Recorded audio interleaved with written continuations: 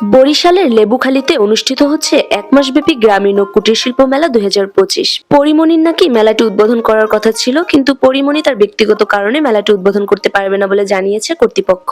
তাই পরিমণির পরিবর্তে কাজী শুভ এসে মেলাটি উদ্বোধন করবে আগামী শুক্রবারে। তাই মেলা উদ্বোধন হওয়ার অপেক্ষা না করে আমি আর আমার বান্ধবী চলে গেলাম মেলা দেখতে। আমরা বিকালের দিকে রওনা দিয়েছি, কারণ আজকে সারাদিন টিপটিপ করে বৃষ্টি হয়েছে। বরিশাল থেকে কেউ যদি এই গ্রামীণ ও কুটির শিল্প মেলা দেখতে যাও তাহলে দুইটা সুবিধা আছে।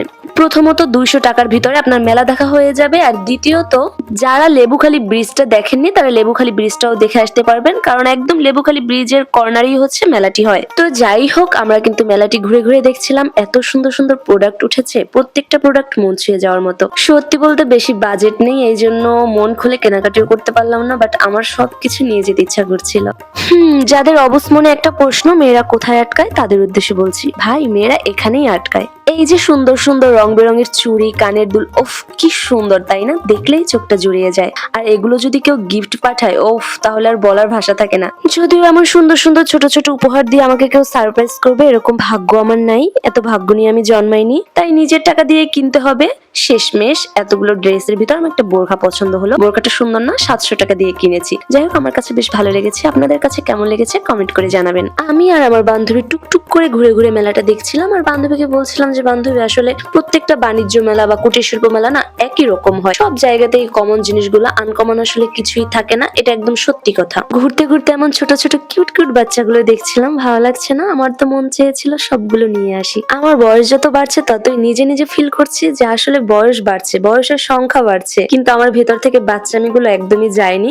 আসলে মেলায় গেলে যে কত কিছু কিনতে মন চায়, যাদের হাতে টাকা না থাকবে তারা এই পেনটা বুঝতে পারবে যে মেলায় গেলাম, ঘুরলাম ফিরলাম, সবাইকে দেখলাম এটা কিনছে ওটা কিনছে, আমার হাতে টাকা নাই, আমি কিনতে পারছি না। এটা আসলে কতটা পেইনফুল যারা বেকার তারাই বুঝবে, যে স্বাদ আছে সাধ্য নাই, এমন একটা ব্যাপার। ভাই বিশ্বাস করেন, মেলা থেকে কিছু কিছু কানের দুলের কালেকশন দেখে আমার এত ভালো লাগছে। যেহেতু আমি অলওয়েজ হিজাব পরি, এই জন্য কানের দুলটা পরা হয় না, নয়তো কিছু কানের দুল আমি নিতাম। কিছু কিছু আপুদের যে দেখি না কানের দুল পরে শাড়ির সাথে ম্যাচিং করে বা ড্রেসের সাথে ম্যাচিং করে, ব্যাপারটা আমার বেশ দারুণই লাগে। প্রত্যেকটা কানের দুল এত সুন্দর, এত কিউট। যদিও কানের দুলের প্রাইসটা একটু বেশি, কিছু কিছু কানের দুল আছে 30 টাকা করে, বাট অন্যগুলা 200 টাকা 250 টাকা। আমার কাছে অনেক বেশি মনে হয়েছে, জানি না কার কাছে কি মনে হয়, আমার কাছে একটু বেশি লাগছে দামগুলা। এই যে কানের দুলটা যেহেতু কিনবো না, ভাবলাম একটু ঢং করি।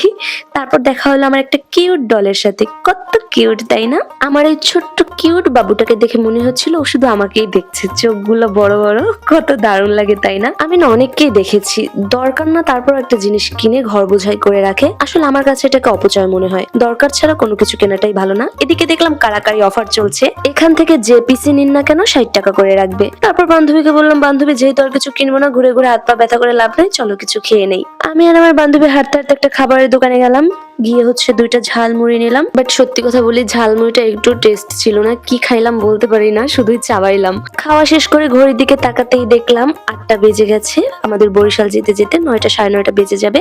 যারা যারা বরিশালের লেবুখালীর এই গ্রামীণ ও কুটির শিল্প মেলা দেখতে চান, অবশ্যই একবার চলে আসবেন। সবাই ভালো থাকবেন, আল্লাহ হাফেজ।